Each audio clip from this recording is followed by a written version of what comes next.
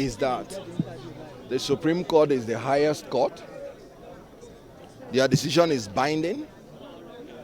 I respectfully disagree with some portions of their decisions, but it's the final court. So if at this level you have any disagreement, the only appeal you have is to God Almighty. Maybe we may have to resort to that at the appropriate time. Can you give clarity as to what you mean by that? Well, the decision has just been given. We need time to digest it, but it's unfortunate that I did not hear about the issue of the forfeiture whatsoever. And the position of the law is that the courts is under a duty to talk on all the issues presented by the party. And we presented the issue of forfeiture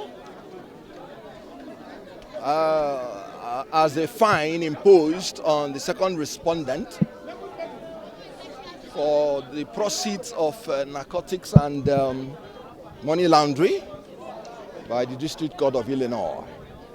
I sat down through, I did not hear it, and I wonder whether that was swept under the carpet or was an oversight, because the lead judgment was detailed on all other issues, and they said all the issues there have been overtaken by event in all our own issues, and I did not hear the issue of the forfeiture.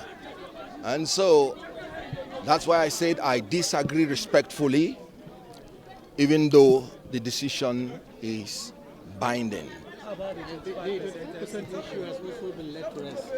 Yes, it has been laid to rest. The Supreme Court has the authority to interpret the Constitution. It is their prerogative as the arm of government imbued with the power to interpret. That is the interpretation they have given to it, and it is binding on us all. That's what I'm going to say on it. What's your take on the reasoning on IREV? How is it going to affect our future elections?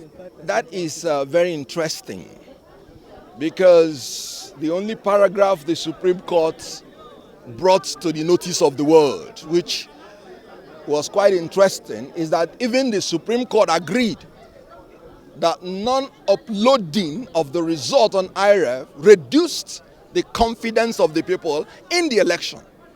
I heard it clearly. Meaning that even the Supreme Court agrees that the election was not credible, or as credible as it ought to have been if the result was uploaded. So credibility is one of the three arms of an election for the people.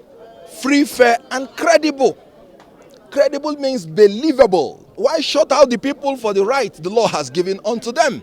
So I was very glad that the Supreme Court pointed it out, that non-uploading of the result reduced the confidence of Nigerians in it, meaning that it cannot be presumed to be credible because Nigerians were shut out in it. So I loved that particular part. Thank you. Thank you. He has discussed it.